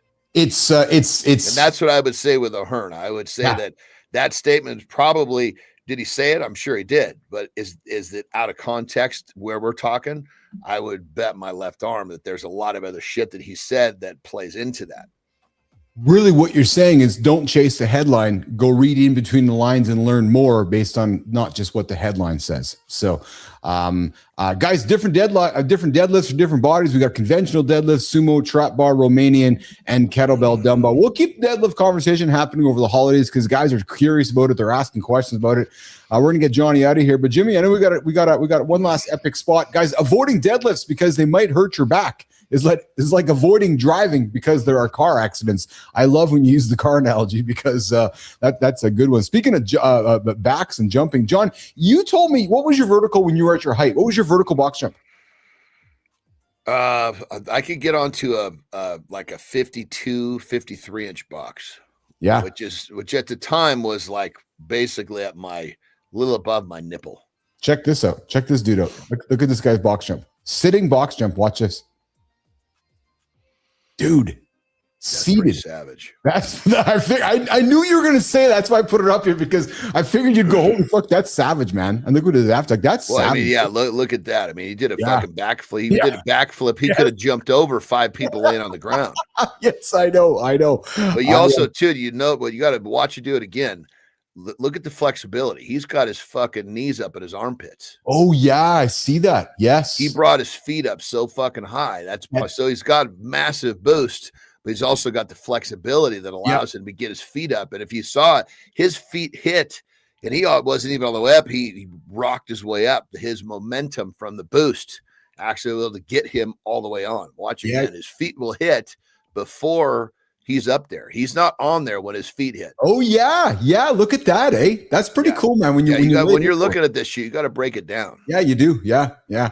That's talent, man. I love it. And what I enjoy about this is that's a demonstration of reps and reps and reps to getting to that, right? That's pretty cool because you don't just do that on day one. And that fucking backflip tells more of a tale than because Jesus, look at this dude, his fucking head almost. I mean, Jesus Christ, when he goes around like that, I mean, he must have cleared 9 or 10 feet. Yeah, that alone would have been a massive fucking long jump. Yeah, look at that. Even if he was standing forward, that's fucking huge. His head was like almost six foot up when he That's what I mean. He almost didn't even. He went up and his head stayed still.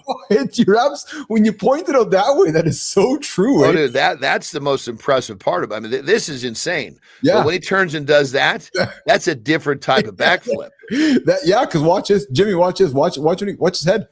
Dude, he looks like he's coming off a fucking springboard. Dude. Holy smokes, eh? It's like he took his body and his head stayed in one spot and it just pivoted around his head. It was like he was able to somehow go back and find some invisible thing to plant his head on and use that to keep him from going down or dipping. Yeah, that's an explosive dude. That's pretty cool. Pretty cool. Good show today, man. A lot of fun.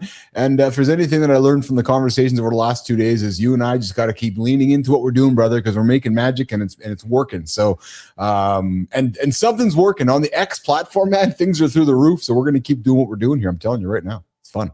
Let's go, baby. Hey, I got something to tease you with tomorrow. I got a topic for tomorrow, and Petro's on the show. We got bullshit professor tomorrow with Johnny, so it's going to be fun tomorrow. Tomorrow Friday? Yeah, it is Friday, believe it or not. Christ. But did you know there is one car more than others that birds like to shit on? Tomorrow, I'm going to share that with you. There's actually a car in the world that birds look for and shit all over it. This will be fun to break down. maybe Petro drives that vehicle I'm talking about. I don't know.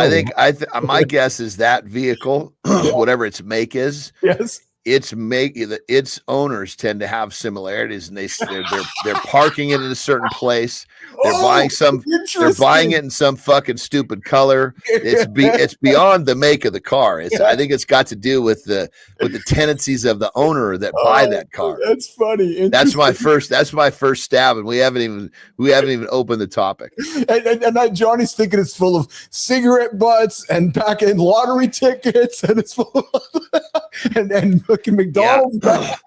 I mean, I'm very curious to find out what the car is, because that right there quickly will then reveal, at least like kind of a judge the book by its cover, type of character will be in that fucker. Good Time says it's my car because there you go. Hey, what are you doing? Stop parking your cars outside. That's it. That's exactly it. Hey, what are you doing today? Today is it's a non-training day. Got some morning Zooms. Actually got a fun call this afternoon. One of my buddies from the wrestling world I haven't talked to in a long time. No shit. Yeah. Yeah. He reached out yesterday, dude. You got some free time? And he's so fucking busy, dude. I mean, Jesus Christ. He's kind of the creme de la creme in the Fed right now in WWE. Oh, really? Oh, very cool. Very cool. Yeah. Very cool. Hey, there's a new character. Jimmy, we'll do that. Did you know another day here, Jimmy? We'll put that one in the can here. I forgot that we had that one actually, pal. I saw it in front of me here. Looked right over top of it. There's a new character they're introducing in WWE. The guy's in a mask. He's been coming out knocking people out, but he's full ski mask, full all black, and nobody knows who this character is. So that's always. I love storytelling. It's fun to watch. So.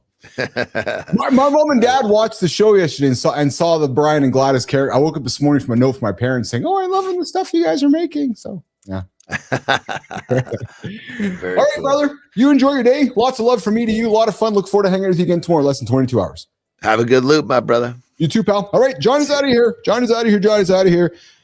Yes, it's Jimmy. True story, man. It's funny because you know how you look at something, like you look at something, but you look right through it. Like you're looking right through the words.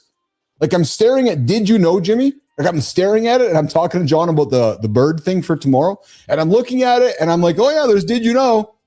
But I'm not talking about it for some ridiculous reason.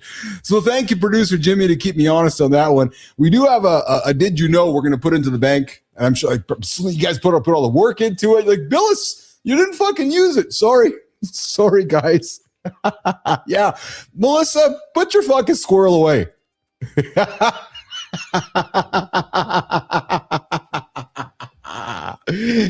Actually, what I do have a did you know is that you can actually screen unknown senders, but I want to save this one for Andersen. I like to save the educational stuff for Andersen so I can always teach the young men something. It's my goal. My goal in life is to teach Johnny something every single day because I learn about shitting and pissing and body fluids and peptides from Andersen. So I'm always trying to teach Johnny the tech stuff.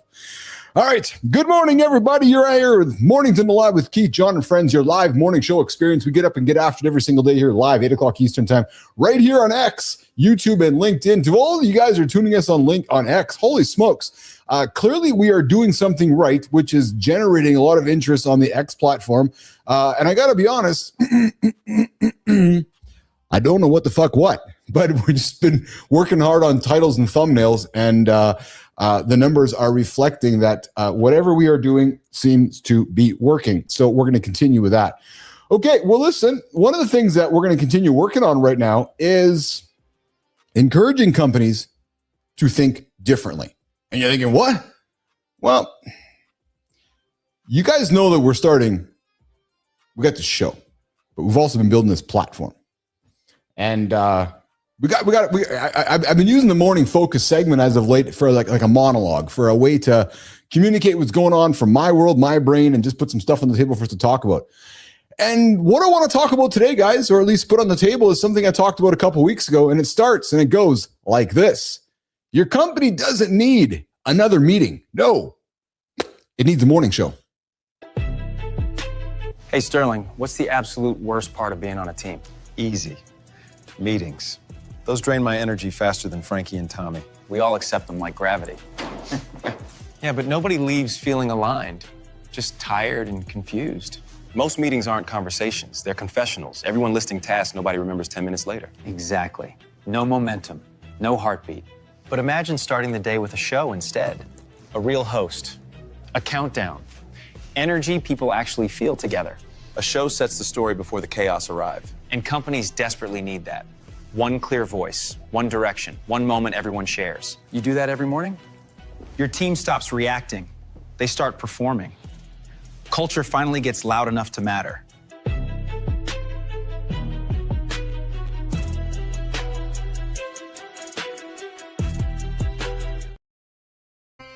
All right. You know what I actually believe? You know what I actually believe, nation? That every company on the planet should start their day with a live morning show, morning conversation. True mother story. Yeah. You want to know why? I'm going to tell you why. Your company does not need another meeting. No. Your company does not need another memo. No. And it actually does not even need another 4,700 reply email or Slack thread. True. It just doesn't. It doesn't need any of that, you guys. So as you head into 2026, please stop wasting the time. What you actually need is a show. Yeah.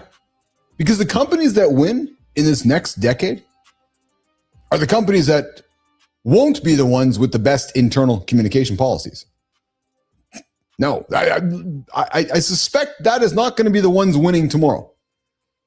The ones that are winning tomorrow will be the ones that are owning the daily conversation. Oh, did he just say that? Yeah. Inside your walls and outside the walls. Your company, starting the conversation.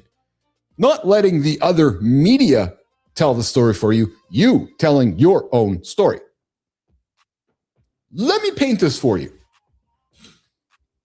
Here's what I suspect happens, how most teams start their day. People roll in different times. Whether you're remote, not remote, inbox is already on fire. Somebody else's task list is getting you up and getting going. Everybody's reacting to yesterday's chaos. Leadership sends that long email. Yep, or that long Slack that nobody's actually reading. Oh, I know. Maybe there's a stand-up meeting where people recite the task lists. Yeah, because it's 1988 and pretend that they're not half checked out. Yeah. And then we wonder why your company's culture feels flat. Why the whole team is misaligned. And why customer experiences 10 different versions of the same company. Oh, I have an idea. Maybe we want to imagine something different instead. Imagine this. Imagine 8 o'clock, your time. The company just doesn't start work. It goes boom, live. Countdown, music, familiar host. People in the offices, people at home, people on the road, all can watch your company at the same time. Same message. And maybe it's not even daily. Maybe it's once a week. This is your company's morning show. Think about it. Because here's the shift. What does the live morning show do for you? Well, it becomes your daily TV network. It becomes your daily stand-up meeting. It becomes your culture engine. Oh, it actually becomes your customer focus group, all rolled into one 30-minute experience. But yet, too many people overcomplicating it. Oh, we got to do the meeting. We got to do the stand-up. We got to move the paper from the left side of the desk to the right side of the desk. No. Maybe that morning show, that morning conversation is where you set the narrative for the day before the market does, before your competitors do, before your customers do, before everybody else does. Maybe it's where you turn your experts into recognizable characters. Oh, not just some anonymous email signature. Maybe it's where you celebrate the wins in public, not buried in a doc. Doc, dick, whatever. And maybe it's where you talk honestly about what matters today. The pipeline, your product, your customers, your culture, not just the Q3 strategy stuff buried in that slide. So guys, let me ask you this. If your customers, your employees could secretly watch how your company starts the day, do you think they're going to feel more confident buying from you or less? Ask yourself that question. I'll tell you, we are more than transparent with everything we do here on the show. The books are wide open. In my experience, people seem to enjoy that. They come to the show, they hang out, they talk, they want to know what's going on behind the scenes. So I'm suspecting that more people are confident by being here because they know what to expect. I don't know, just thinking out loud here. Because that's the test I think you have to ask yourself. Because if you're ashamed of how your company starts, if you're ashamed about how people roll into the building, well, then maybe something's off. If your company is all chaotic and disconnected and transactional, no wonder your fucking numbers aren't performing. No wonder your business is sucking. Because what happens is that energy moves through the company all day. Well, maybe a live morning show forces you to design the open of your day with intention. Maybe it forces you to show your stakeholders, your customers, your employees, what you really are, what you're all about. Your faults, your wins, your mistakes, your weaknesses. But oh, we can't do that, Keith, because we are high behind our brand. Really? But yeah, we're going to come out there and say, oh, we got to be authentic. Really? Yeah. Here's how I think about it. A company's morning show, your morning conversation, you only need 3 things. And they're probably inside of your house right now today. You need a host. Maybe it's not even the CEO. You need a host, someone who can hold the energy and speak like a human, not a corporate robot. I know your company has one. Simple format, 15, 30 minutes, same structure. People know what's coming. A point of view. What does the company stand for? Oh, but Keith, we can't do that. We're going to offend people. Well, if you're offending somebody, maybe they shouldn't be your customer. What's your point of view on performance, on service, on innovation, on community? Or are you just a talker? Maybe, Neiman, maybe that's why folks don't want to do the morning shows, because they're all just talkers. Talk, talk, talk, talk, talk, talk, talk. Oh, I got to back it up with the result, with intention. Yeah, you do actually. Here's the other thing, guys. You don't need a Hollywood studio. You don't need 9 cameras, just 8. You don't need courage. No, you need more than courage. You need consistency and a willingness to talk real in front of people and in front of your own team. So, if I was designing a basic company morning show right now, somebody came to say, hey, Uncle Keith, yeah, help me do this. Help me design this basic company morning show. It would look like this. First 5 minutes, you got the pulse. What happened? What happened since yesterday? The next 5 to 10 minutes, what's the work? What are we actually focused on today? Opening up the kimono to the audience, then the people. The last 20 minutes, spotlighting somebody in the company, spotlighting the team, spotlighting a product. Humanize the entire experience, package it up, display it, and share it, and show the faces behind the numbers. That's it, 20, 30 minutes, once a week, live. Guys, you stack that weekly, yearly, your company is going to be days, weeks, hours over the competitor or the company that doesn't. And that changes people. That's going to change your company. But here's where it gets fun. When you do this long enough, others are going to follow. Clips start making sense. Product demos all over the place. Customer stories all over the place. Because guess what? If your internal show is actually any good, it's your content. It's your brand. It's already the trust you desire. And that's when your company morning show stops being internal communications and starts becoming your own media channel. So let me flip this for you. Who is the morning host of your company? Is it your CEO? Is it the market? Is it the loudest client? Is it the friend crisis of the day? Or is it you intentionally taking that slot every single morning? Because the first voice that your team hears in the morning sets the tone for how they treat each other, for how they respect the clients, for how they interpret bad news, and for how they show up when it's bad. Because I'm telling you, that is not a place you want to outsource. So let's extend this to the outside world. Yeah, your competitors. They're going to tune in because you're early on. Your customers are going to tune in because they actually learn. Your partners are going to tune in because they know they'll understand what you're going through before the next quarterly call. And you stop being just another provider. You become the place people go to hear what's happening, the power, the influence. That is defendable in a way that any post on social media will never be. Because when you start the conversation, you lead the conversation. So don't start with, we can't do that. Start with, oh, what would our morning show look like? Who would host it? What would the 3 segments be? And what would we commit to doing even when we're tired? Melissa says, people are scared of the camera. Yeah? Well, if you aren't and your competitor is, who's ahead? Ask yourself that, nation. Because once you can name what you're doing, then it's just a matter of hitting go live. Because I believe this, every company should start the day with their own live morning show, their own live morning conversation. Maya Reyes is coming up. But the only real question is this, and I guess this is what it comes down to.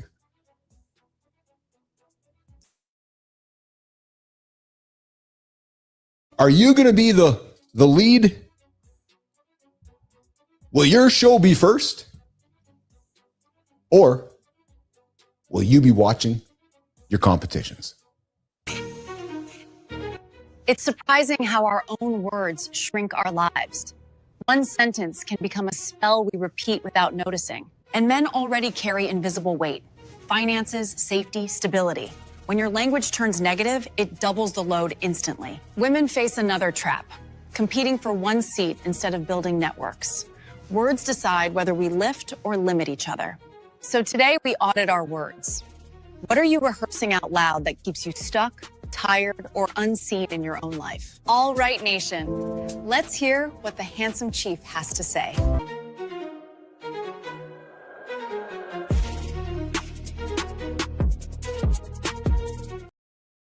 Hey, David Bayer says your words literally cast spells. Yeah, that bless or curse your reality. Because common complaints like, times are tough, they create the conditions you describe. It's like Johnny's been correcting me with the word hate. Because if you're complaining that times are tough, well, then you are embracing the fact that times are tough. Think about that for a second. That creative sequence, thoughts are weak, emotions are stronger. Speech is the first and strongest action. When you think it, you speak it. Spoken words are 10 times more influential than thoughts. Be careful what you're saying. Those negative statements, they're 40 to 70 times more impactful than positive ones. I hate doing this. Of course you are, because you keep saying it. Keith and John Petro keep saying, I hate running every Friday. Well, if we keep hating it, we're never going to find a way to embrace it. Those spoken words, those negative statements. Bill Buckner, World Series guy, described his nightmare 19 days before his World Series error. And it is almost exactly what happened. So you got to stop repeating your limiting beliefs. Each time you don't voice an old negative belief, you know what's happening? You interrupt those neural patterns. You use affirmations and incantations. New doors open for me now. Rehearse a new identity instead of reinforcing those old scripts. Do a 24-hour language audit. Monitor every word. If there's one thing that I learned by doing this 2-hour live show every single day, I got a lot of time to audit my words. Replace what doesn't serve you, desired reality. Hence, I don't use the word hate very much. It doesn't really move me forward. All it does is it limits my beliefs. Because if I hate running, what does it do for me? It limits my ability to believe that I can. So here's the question for you, nation. What limiting belief do you keep speaking out loud that's creating the exact reality you don't want? Think about it. What is it? We all have them. We all have those limiting beliefs. It's true. Like, it's limiting me. I hate it. So I'm not going to do it. Yeah. Maybe that's the reason you need to do it. Wipe out the word hate, run towards it, and embrace it. I'll tell you something over on Substack, The Invisible Work of Husbands That Women Never See. Kelly Jackson says many husbands carry a heavy, unseen internal burden. Yep, I can relate.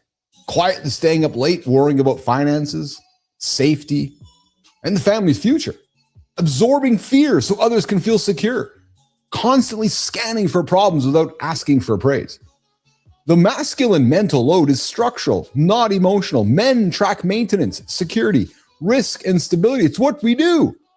Wow. Many make quiet, ongoing sacrifices, sleep, hobbies, personal dreams, out of loyalty, not out of recognition. But the modern culture that we live in today validates women's emotional labor, but overlooks male endurance, treating strength as a given, perhaps taking it for granted. He's a man. He's good. He's fine with it. Wow. Hold the horses, forgetting that men have emotional limits too. So here's the question for you, women, men. What invisible work are you doing that nobody sees or acknowledges? And how does it make you feel? Respected or taken for granted? Hey, over on LinkedIn, men advance each other. Women need to build networks, not compete. What? Well, Anna Madeleine Wangerard says men advance through strong informal networks, the old boys club as they're called, where introductions and opportunities flow quickly. But women are often socialized to compete for limited opportunities. It's kind of how the world works, right? To see each other as competition for a single seat at the table. Unfortunately, it leads to hesitation in recommending or lifting other women. And it shows up in hiring, it shows up in promotion, it shows up in panels, and it shows up in investments. Because the future belongs to women who stop fighting over one seat and build their own tables. The collaboration over competition shifts the balance of power. So here's the question for you guys right now as you go through your day with women or men. Are you lifting others up, guys? Are you? Or are you competing for a scarce seat, nation? Mile. All right, nation, that's it for the Community Corner. Be kinder to yourself and focus on supporting the hell out of other humans. Follow and tag us to get your story featured on Mornings in the Lab.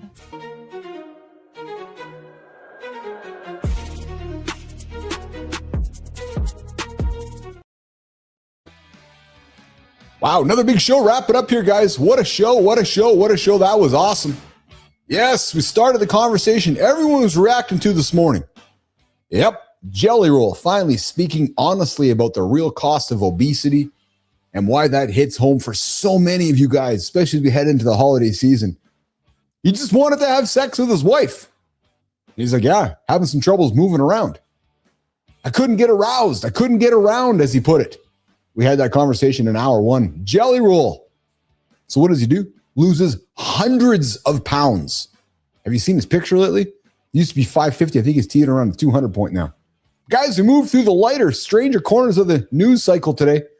Yep, we talked about teens outsmarting lawmakers. To all my teen listeners in Australia, let me know how you're making out with that ban. I'm on your side. The ban's ridiculous. I grew up with and so did Petro. I grew up with hey, you can't listen to Judas Priest because they have bad language in their lyrics, so we're going to put a sticker on the album. Yeah, really? We talked about the AI book generator and Instagram algorithm updates. Brianna Bass came through center stage and gave us a clear, unfiltered look at why so many alpha men are actually starving for connection. Hour two, we got practical, shifting from creator to holding company, encouraging you guys to build a business of systems, sustainability, something that can outlast you. What's going on, Cam North? What's going on, Cam North? Joining me this morning. Yeah, Jelly Roll is getting it now, bullshit professor. Cam, where are you joining us this morning? Welcome to Mornings in the Lab with Keith, John, and friends. We're wrapping up here, Cam. Where are you joining me from here today? Guys, I invite you to take something from today's show, even if it's just one idea, and put it to work. Think about it. What are some of the things? Deadlifts, emotional regulation, stoicism, real stoicism, right? Don't fall asleep with your head against the window. Somebody might put a lighter up against it. And hey, as you're driving down the freeway today, make sure you're looking up so you don't have any car landing on you. True story. Yeah, it's true. All right. United Kingdom. Before we wrap up, Jimmy, I got to address our live guest here right now. We got Cam North joining all of us from the United Kingdom. Do I pull the accent out, Cam, right now? Do you want me to pull the accent out, the UK accent? Or do I just leave it alone? Hey, Cam, do you want to join the show? 431-300-3005 before we say goodbye. We can call. We can have a little chat. Yeah, 431-300-3005. That'll get you into the show live with us right now. Hey, guys, coming up tomorrow, we got... You thought I was British? Dude, yes, I'm not fucking British. Nope. I'm just a good old Canadian guy. Yeah, I'm a Canadian guy disguised as an American. True story. Hey, Cam, I invite you. Subscribe to the channel, like the channel, tell your friends. This is the greatest live morning show happening in North America, and I know it's happening at lunchtime for you over there in Britain. So, Cam, like the channel, subscribe to tell your friends. We're going to get out of here. We're back tomorrow, less than 22 hours. We got the Petro joining us. Bullshit or no bullshit? I'm working hard today on topics. Oh, actually, I'm going to take a second here to maybe cue up my brother, John Petrocelli, so he knows what he's walking into tomorrow. So I have a bullshit or no bullshit stuff for tomorrow in our segment with John, and it is going to be, hang tight here. I'm just pulling it up here on my horn, tomorrow. So I got a couple things here we're going to talk about tomorrow. So one of them is,